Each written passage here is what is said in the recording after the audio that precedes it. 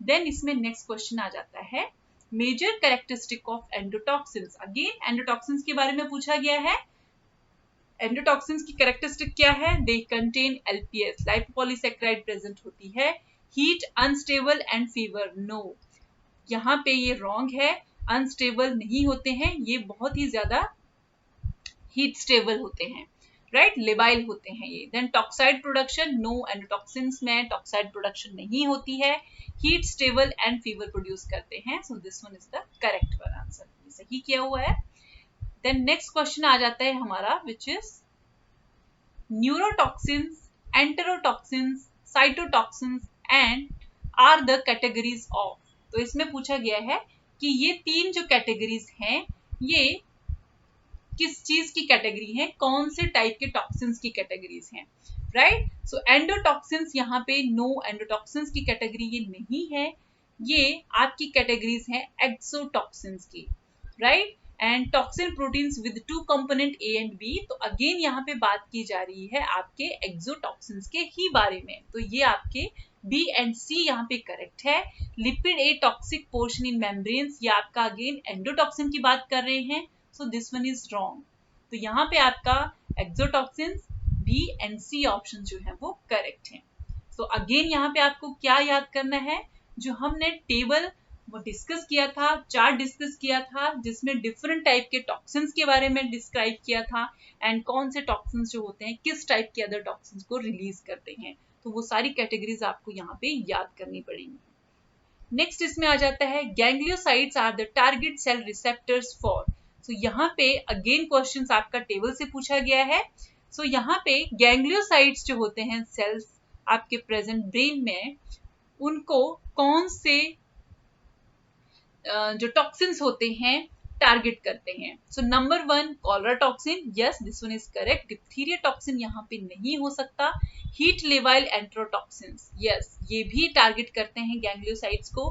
Shigar toxins आपका नहीं हो सकता, राइट। तो ये आपके यहाँ पे A and C correct answer हैं। देन नेक्स्ट आ जाता है हमारा inhibition of protein synthesis and cell death are the biological effects caused by Shiga toxins, tetanus toxins, diphtheria toxin, pertussis. तो अगेन ये आपके टेबल से पूछा गया है, जिसमें ये देखा गया है कि प्रोटीन सिंथेसिस जो होती है एंड सेल डेथ जो होती है कौन से बैक्टीरिया कॉज करते हैं। सो अगर आप टेबल देखोगे तो उसमें Shiga toxins and diphtheria toxins जो होते हैं मोस्टली इन्वॉल्व होते हैं in the inhibition of protein synthesis and finally the cell death, right. Next इसमें आ जाता है Which of the following microorganisms are gram negative bacteria? तो इसमें आपसे पूछा गया है ग्राम नेगेटिव बैक्टीरिया जो है वो कौन कौन से हैं। So number one Corynebacterium, Pseudomonas aeruginosa, Chlamydia trachomatis and Mycobacterium. तो इनमें से आपको आइडेंटिफाई करना है, राइट। बट इसमें इन्होंने गलत आंसर दिया हुआ है, पॉल ने करेक्ट आंसर दिया हुआ है। स्यूडोमोनास आपका नेगेटिव है, ग्राम नेगेटिव है, कॉर्नीबैक्टीरियम पॉजिटिव होता है। तो यहाँ पे एग्जामिनर से थोड़ी सी गड़बड़ हो गई है, ठीक है। तो यहाँ पे ये आपका आंसर जो है एक्चुअल में करेक्ट है यहाँ पे, ठीक है। तो इसके लिए अगेन मैंने आपको असाइनमेंट दिया हुआ था कि आपको 10 बैक्टीरिया, इसको याद करने के लिए एक ही पॉसिबल चीज है, ग्राम पॉजिटिव बैक्टीरिया के नेम्स जो हैं उनका टेबल बना के याद कर लो। नेगेटिव बैक्टीरिया के जो टेबल है बनाना है प्रॉपर। 10 बैक्टीरिया मोस्टली आपको याद करने हैं कि वो कौन से स्ट्रेनिंग से बिलोंग करते हैं, राइट। सो ग्राम नेगेटिव पॉजिटिव बैक्टीरिया, इस बेसिस पे क्वेश्चंस बहुत आते हैं, तो आपको ये इसके लिए रेडी रहना है। नेक्स्ट क्वेश्चन है हमारा food spoilage processes in the various foods are the result of.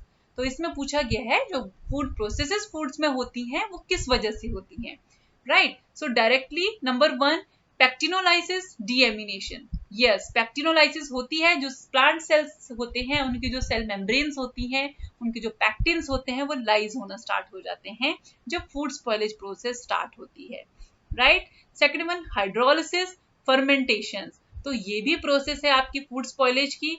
Photolysis, biodegradability, तो ये आपकी यहाँ पे प्रोसेस नहीं है, right. So this one is the wrong here. Food spoilage के लिए biodegradability and photolysis is not involve, not responsible. And then आपका all of the above it's not possible because see यहाँ पे क्या हो चुका है, इनकरेक्ट हो चुका है। तो अगेन आपको ये वाला चैप्टर फिर से देखना पड़ेगा। तो यहाँ पे आपके करेक्ट आंसर है A and B. Next question आ जाता है हमारा, which is match the following substrates in the group 1 with their respective products in the group 2। ये मैचिंग क्वेश्चंस आ गए। अगेन सेम थिंग इसमें पूछा गया है, पैक्टिन, प्रोटीन, कार्बोहाइड्रेट, लिपिड्स, ये वाले जो आपके मॉलिक्यूल्स हैं किस टाइप के जो प्रोडक्ट्स होते हैं वो फॉर्म करते हैं, right. If you do not know about all, तब आपको अगर कुछ के बारे में भी पता है, for example carbohydrates, we know कि कार्बोहाइड्रेट्स जो होते हैं आपका क्या करते हैं, ऑर्गेनिक एसिड्स प्रोड्यूस करते हैं, कार्बन डाइऑक्साइड प्रोड्यूस करते हैं और मिक्स्ड अल्कोहल प्रोड्यूस करते हैं। If you do not know about this one also, you can very easily identify lipids. Lipids में glycerol and mixed fatty acid produce होते हैं। तो यहां से जब आप मैचिंग करोगे आपका S के साथ 2 हो जाएगा एंड आप 2 को यहाँ पे क्या कर दिया आपने, फिल्टर आउट कर दिया। अब आपके पास 2 ऑप्शन बच गए जिसमें से आपको करेक्ट आंसर जो है उसको क्या करना है, आइडेंटिफाई करना है। Next thing, we all know proteins जब डिग्रेड होती हैं उनके जो प्रोडक्ट्स होते हैं वो क्या बनाते हैं, अमाइनो एसिड्स बनाते हैं। एक और आपको यहाँ पे हिंट मिल गई, पेप्टाइड्स बनाते हैं, अमीन्स बनाते हैं, अमोनिया प्रोडक्ट बनाते हैं। सो अगेन जो आपका Q है वो 4 के साथ मैच करेगा, तो यहाँ पे आपका आ जाता है Q4। करेक्ट आंसर आपका निकल के आ जाता है C3। सेम स्ट्रेटेजी आपको एग्जाम में भी फॉलो अप करनी है। If you do not know about all the options and if you know about the 2 or 1 option, then you can filter out your options from the answers, right? So आपको ऐसे technique को use करना है जब आप questions को solve करते हैं। नेक्स्ट हमारा क्वेश्चन आ जाता है, which is match the following fermentation